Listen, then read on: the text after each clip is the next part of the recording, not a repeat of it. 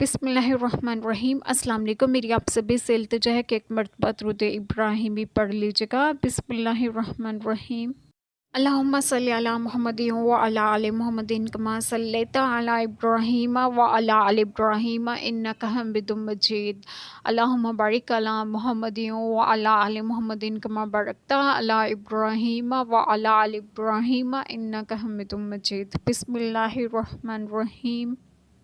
یہاں پکارا زکریا علیہ السلام نے اپنے رب کو، بولا اے رب میرے، مجھے اپنے پاس سے دے ستھری اولاد، بے شک تو ہی ہے دعا سننے والا۔